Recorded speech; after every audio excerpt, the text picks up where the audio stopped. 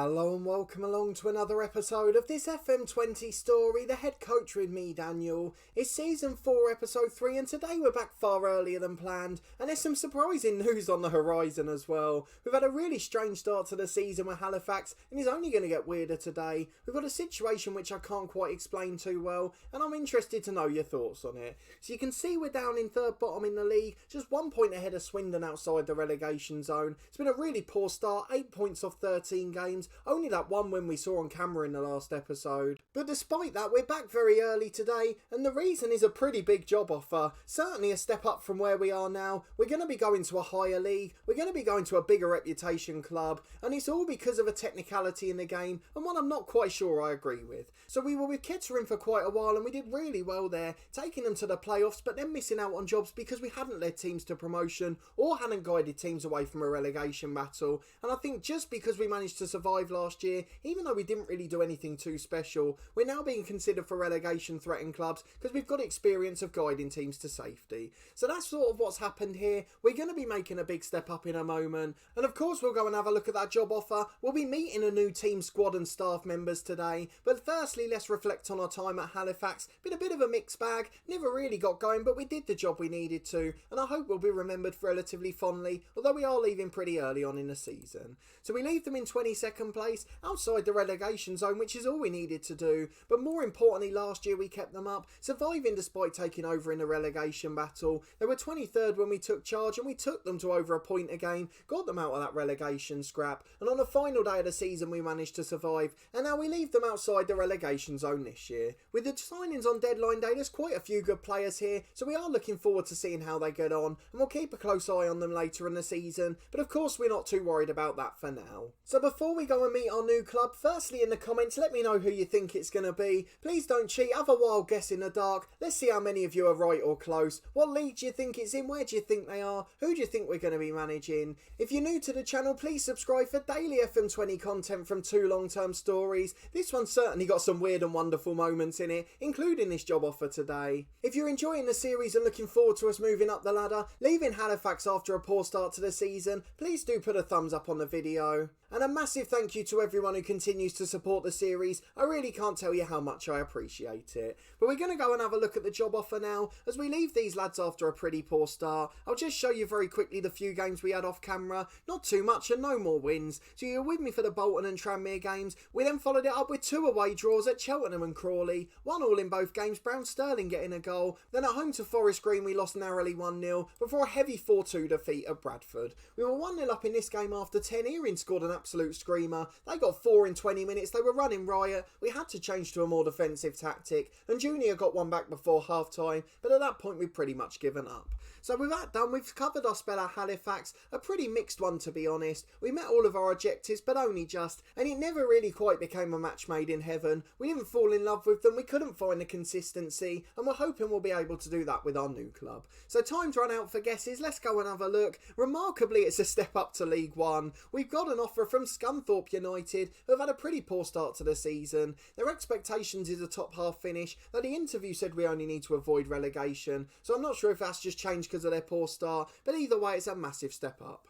We're getting £1.5 a week, nearly double our wages, a wage budget of £60 a week for the club. We also agreed a senior affiliate with the board, so hopefully that'll help our director of football in January. And we're going to go and join them and meet the new players, meet the new staff as well, and see how many holes there are left in this team that will need to be filled ahead of our first few fixtures. They've got lofty ambitions for the future. They're hoping to reach the League One playoffs, as you can see, in a few years. We've got to work towards that next season too, but I just can't quite work out how we've managed to do it. Maybe it is just because we've led a side to relegation survival after taking over embroiled in a battle. It's exactly where Scunthorpe are this time round, and I'm hoping we can do the same job there. We've been offered a 2-year deal, so even if we fail, we'll get a lovely payout from the club as well, and with a realistic career, we've got to think about those things, so I hope you can understand my greediness there. But I don't know about you, I'm I'm really quite surprised. I never expected to get an offer from a higher league. We were actually rejected recently for the Grimsby job. They're currently bottom of our league, League 2. So we're getting an offer from League 1, a side that aren't bottom of the league there. They're currently in 22nd place, I think. A few points away from survival. But I've had a little look. They've got a few good players, and I'm hoping the rest of the squad will match that. They've got 9 points after 13 games, so they're actually doing better than our Halifax side. But of course, with 4 going down from League 1,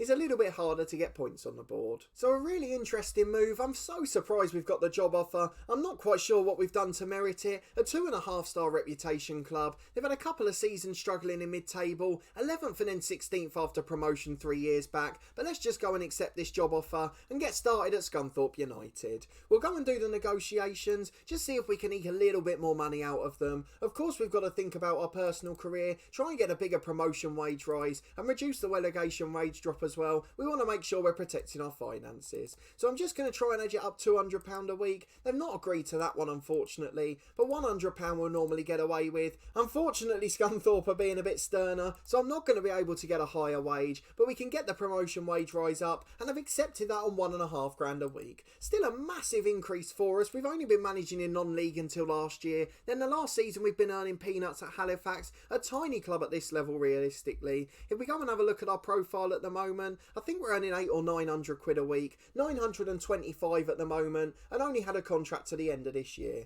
We're studying for a Continental C licence, so we're picking up the badges quite quickly, and again Halifax are funding this one just as we're about to walk out on them. So not the nicest move in the world, but we've been given the job at Scunthorpe United, and we'll be back in a moment for our first day in League 1 as we make our way up the managerial ladder. 3 promotions off the pitch without making a single one on it. Certainly not a bad way to start our career, but we'll be back in a moment to meet the squad and staff, and I hope you'll join me to see what we've got to work with. Well, the media have gone wild. It's a move that's sure to spark plenty of debate. I can't argue with that one. It's given me enough questions. Why have we made the decision to change jobs? Why will we face the pressure of making immediate success? Is a step up and a huge amount of money. Scunthorpe paying 30 grand to get our services, but we managed to keep them up last season, Halifax, and that's certainly had an impact in us getting this role. So let's go through the introductions, just see what we've got at the club, and then of course we'll get to meeting the players and staff, which is of course the most important part of this level. There's no director of football, but we have got an assistant in Cliffburn. I remember that name from the playing days in years gone by. In the early Football Manager days where they had the likes of Andrew Keogh, and I think it was Gary Hooper up front as well. Cliffburn was one of their central defenders, so I'm sure he's a pretty good assistant. Probably a well-liked figure at the club as well, something that will keep our fans on side. We've got good training facilities, 8,000 capacity stadium, that's not too bad either. Below average youth facilities, average youth recruitment, might even get a decent intake this year, so I'm interested to see how they've been getting on these lads and how many good players we've got to work with. So let's go on to the next screen and see what we've got. 15th is the media prediction, interestingly, so I can't wait to see how close we can get to that. Maybe if we can avoid relegation early on, get ourselves out of that bottom 4, then maybe we'll be able to push up the league quite quickly, though of course that could be difficult with a squad in hand. There's a few names I recognise there. Teddy Bishop in the middle, Rory Watson in goal, McGarhy centre-half, Colclough on the right wing. I've no idea what they're rated like here 3.5 years in the future, but of course we'll go and find that out in a moment. Let's move on to the next one and see what the club culture is. We've got to fight bravely against relegation this year, so that suggests they're not going to sack us even if we go down. That's really surprising at this stage of the season. They wanted to finish top half. They've only gone down 3 points into the relegation zone. I'd expect them to want survival at a minimum. I think I even said in my interview I'd keep them up, so I'm a little bit surprised as to why that still says that. They still want to reach the playoffs in 2 or 3 years though, so I'm guessing getting relegated won't help that, and I've no idea how our progress is in the cups. We'll just have to see if they're out of any already. But on to the next screen, let's see what we've got coming. I'm sure they'll want us to meet the journalists as well. We'll go and do that bit off camera though, of course. Not the most exciting watching the media interviews, but let's go through and meet the squad and staff, the most important thing of joining a new club. So let's go through the formal obligations. Scunthorpe hire us as manager. They're looking for the senior affiliate already, as we agreed in our interview. A 37% win percentage in our career. Of course, that's not been helped by the start of this season, but there's the confirmation that we're now in charge, and I'm really looking forward to getting my teeth into this job. There's lots of players in the last year of their contract, but our chairman will be bringing in a director of football to work on that. We're of course not going to be doing anything in that regard. No say in transfers, contract or staffing in this series, so just remember, don't make suggestions of who who to sign, as I won't be able to do anything about it.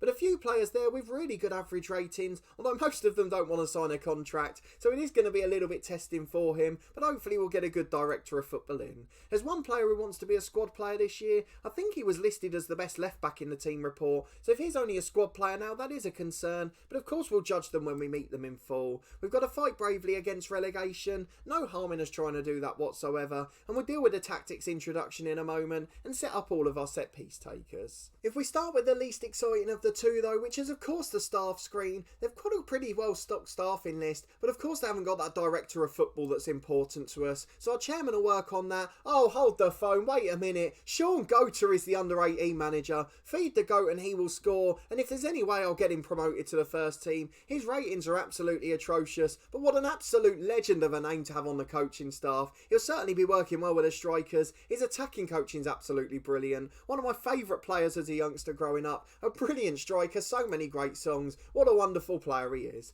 They've got Tony Dawes as the head of youth development. I'm sure he's been manager a few times. Caretaker manager it says there, and at 56 he's got pretty good attributes actually. Decent at judging ability and potential, good at working with youngsters as well. So I think he's going to be a real linchpin for this side, particularly we can get him on a lot of the duties. They've got so many names I recognise here. Paul Musselwhite was an old goalkeeper and he's now the goalkeeping coach there. Brilliant attributes for this level actually. And then another former keeper, Kevin Pressman, he's now the coach at the club. Not the best coaching attributes, more of a goalkeeper coach in truth, but a brilliant reputation working with Northern Ireland under 21s. He is an absolute superstar here. There's so many positives at this club already. Cliff Burns, the assistant manager, of course the main one we've got to meet today. A really decent rating mentally. Knowledge is pretty good as well. Tactical knowledge isn't the worst at this level, and a really good defensive coach to go with it too, so plenty of positives with him as well. The head of sports science deserves a mention for no other reason than I work with his mother, so it's a pretty interesting one there, a little bit of a connection. Adam Curry looks a decent one to be honest. Sports science isn't great, but the mentality's very good, so he's going to be hopefully important for us moving forward. And then moving down, is there anyone else we want to look at? One more coach with a Continental A licence, and he's possibly the best of the lot across the board. Makes up for all the deficits the others have, where there seems to be a bit more of a focus on goalkeeping. There's only one scout at the club, which is a slight worry. Let's see how good he is. Not very good is the answer there. So the director of football and scouting team, certainly the one that needs improving. I think that's going to be the first port of call. Of course we're not in charge of that, we may not get anyone, but Sean Goater being there's made it for me. That's absolutely fantastic. I didn't expect to see that name, and a couple of other legends from the early 2000s as well. But with the staffing done, there's only one more thing to go and do, and that of course is meet the squad. What I will very quickly do first is just check the youth development teams, just to make sure there's no one else that deserves a mention. There's a few in their early 20s there as well, so they may be good enough. Let's go and have a look at their star ratings. So I don't think there's anyone with more than 1.5 star ability. Even the older players aren't very good there. Tom Pugh, I remember that name from somewhere. Can't quite work out why though. It's Kettering from the first season. Of course it is. We had Tom Pugh on loan there. So a player back at a second club, a bit of a reunion. Doesn't look anywhere near good enough for Scunthorpe, but nice to bump into him again, and I'm sure we'll be transfer listing him, and that'll make him very happy of course. They've got Adam Hamill, the 34-year-old winger. My word, he's declined pretty quickly, and physically he's absolutely awful, but for the rest of the board he could probably do a job. I think 1.5 stars probably a bit harsh. He looks a relatively decent player. They've got a few players with high potential though. Andy Cook looks like he could be a superstar. Not the best at the moment, already made 3 appearances though. Could be a wonderful talent for us in the future. A good creative midfielder, a good passer of the ball. Mentally and physically he's fantastic. So I'll try and involve him in the first team picture and try and hope our director of football gives him a new contract. A quick glance at the under-18s as well before we go to the first team. Another one with very high potential there. Ben Steele doesn't look quite as good yet, just because he's a bit earlier in his development. But there's some really good young players at this football club, and I'm looking forward to working with a few of them long term. But let's go and have a look at the first team. That's the reason we're all here, of course. A new team means you get to look at new players, a new squad you're going to be working with, and it's always the most exciting part of joining. So let's go and look at who the superstars are. We'll go by the assistant manager's ratings. Cliff Byrne, of course, trustworthy with the defenders. Going forward, he seems to be a bit more harsh in his ratings, so I'm hoping that's not a reflection on their ability. But in goal, we've got a superstar, Rory Watson, the number one. Got an injury at the moment, will be back in 2 to 4 weeks. He got that injury in pre-season, so he's been out all year, and I'm really looking forward to having him back actually, and it's probably part of the reason the other manager struggled. The best goalkeeper missing from the club, and look at the difference in stature already. $3,500 a week for Rory Watson. Looks a really solid keeper across the board. 3.5 ability, 3.5 potential, less than 1 goal conceded a game in 142 appearances. Everything perfect you could have wanted. What a fantastic start to the squad that is. His backup in the meantime is Adam Kelsey, a 22-year-old young English goalkeeper.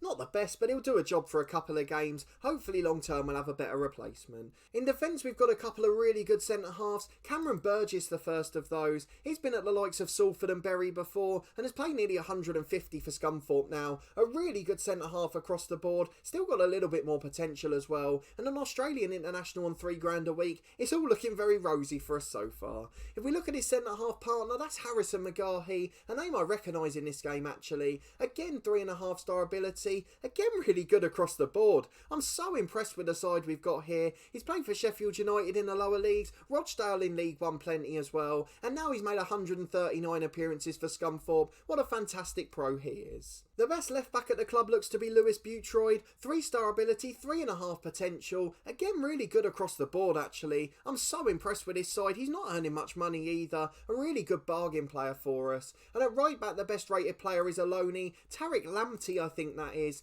3-star ability, 4-star potential. Bit of a weird mix of attributes for a right back. Looks to be more suited to a wing back duty. Electric quick going forward, but he does struggle a little bit defensively and technically, so that might be something we have to look at. There's a few other decent 2.5 star rated players at the club, particularly in those defensive areas as well. So rather than doing a full review, let's just have a quick glance at them. The first is Jacob Perdue, the centre defender. He can play left back as well as a backup. 2.5 star ability, 4-star potential. Really solid mix of attributes across the board. And then I think we had one at right back as well. Tafari Moore, I recognise that name. Came through at Arsenal. I'm sure he had a loan at Wickham at some point. He did the 17-18 season. But a really good defensive player. A little bit better going backwards than Lamptey, but of course not quite as physically strong, so we'll have to keep an eye out for which one's best there. We've got a backup left back of 2.5 star ability. Did he used to play for Charlton at some point? No, it's Peterborough I'm thinking of, he was at before. Another really solid defensive player. And then on to midfield and attack, everyone seems to be pretty similarly rated. In fact, I missed Terrell Thomas there, who's 2.5 star ability.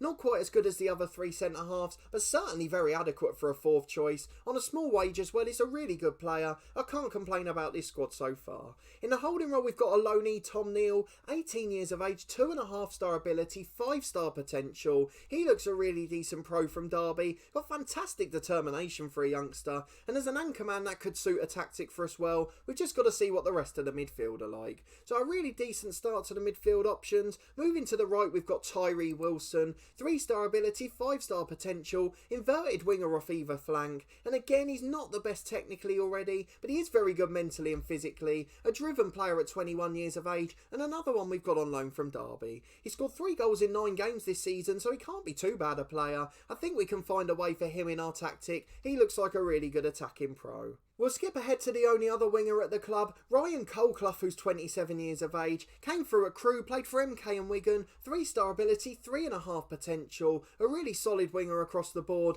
Nothing really stands out as absolutely excellent, but everything seems to be pretty decent, and he's the top paid player on $4,500 a week, which really does show how much of a different league this is. On a deal till the end of next season as well, so plenty of time to us to get him to his best, but he looks a really good winger too, and I'm sure him and Wilson could cause a few problems. But going back to the central midfielders, Matty Daly's the next one. He's on loan as well. 3-star ability, 5-star potential, the youngster. He looks a very good player. On loan from Fulham, he's a really decent pro. Good across the board yet again. Mentally and physically, he's very strong. It seems to be across the board in this squad. And technically, he's not absolutely awful, though he is a little bit more of a box-to-box player. He's very good in that role, so we could play him there. Alex Woodyard's the next one along the list. At the other end of the scale at 29, I think he just joined Tranmere in real life, actually. I remember him playing for Lincoln in that famous FA Cup run a few years back, and he's a really solid pro as a backup player. 2.5 star ability, will do the job for us in the middle. Naturally fit, good defensively, works really hard as well. Just the type of player you need in a squad, particularly when you have 2-3 games a week. Just 2 more midfielders to get through. The first is Teddy Bishop.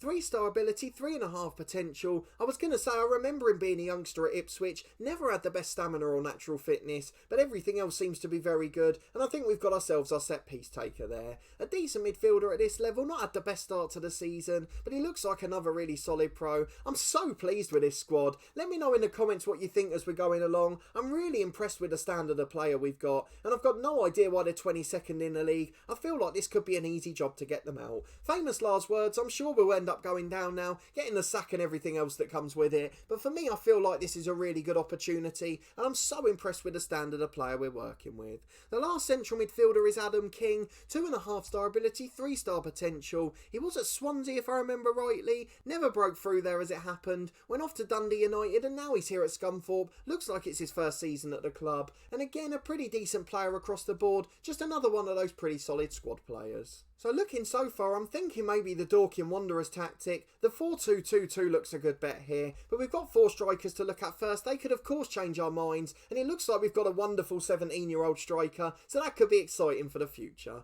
But first is Olafela Olamala. Let's have a look at him. 3 star ability, 3.5 potential. Plenty of games for Carlisle and Yeovil after coming through at Southampton and Arsenal. Not the best finisher, but physically he's strong, a good pressing forward who works hard, and I would have no trouble playing him if we need to. He looks like a relatively solid player. Not the best goal scorer I would say, not the most prolific for sure, but of course alongside a goal scorer he could be a real asset for our side. We've got 3 more to go through, 2 of them loanies. Next is Stephen Walker, who should be a starter. 3 star ability, 5 star potential, a better finisher, better physically, mentally he's very good too. On loan from Burnley, having had spells at Wimbledon before, he looks like he could be one of our superstars. On £4 a week yet again this guy, he looks like he's going to be a really key player for us. I'm so excited about him. Again, someone who can play off the left wing. Not the best finisher, but everything else is great, and I'm sure he'll still manage to get himself a few goals. 2 more to go then, which should be our backup strikers. 19-year-old Max Mcmillan's on loan too. 2.5 star ability, 5 star potential. He's on loan from Leeds, and he's given me a bit of a dilemma here.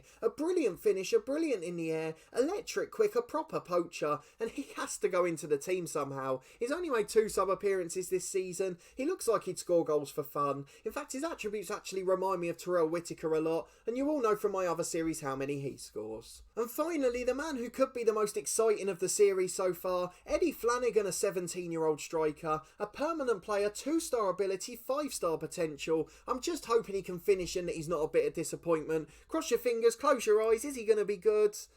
Oh, he's not bad at all. Prefers to be a false 9, he's very good physically, mentally a strong player at a young age. Technically he's very good in the number 10 role, maybe not the best finisher in the world, and he almost looks a bit more like a number 10 actually. We might retrain him as an attacking midfielder. He's accomplished there, but he looks like a fantastic playmaker, and we might be able to make that work for him long term. But a really good young prospect at the club, already made 3 league appearances for them, and that's 2 or 3 now we can work with at Scunthorpe and try and get them massive sales on in the future. But I don't know about you, let me know in the comments. I could not be more delighted with that squad. There's a few 2-star ability players that we haven't even mentioned in that team yet, but it looks like we've got a really good squad. We should be able to get out of trouble with no problem whatsoever. Let me know in the comments what tactic you think we should go for. We'll meet it in the next episode for our first game with Scunthorpe. It's going to be a brilliant weekend of action on the channel, a new season with Dorking Wanderers, a big transfer special going into the new league. In this series, our first games with the new club. I really can't wait to get cracking now. It's just the boost I needed in both series. So I'm really excited about my time ahead at Scunthorpe, and I hope you are as well. If you are, please do put a thumbs up on the video, and I hope you'll come and join me again in 2 days time. We'll have our first games for Scunthorpe, and let's see who they're against. I think there's a leasing.com trophy game first, so we'll probably play a few of the backup players in that one, give our tactic a little bit of a test, and then our first league game is away at Southend United, who I think are doing pretty well in the top half.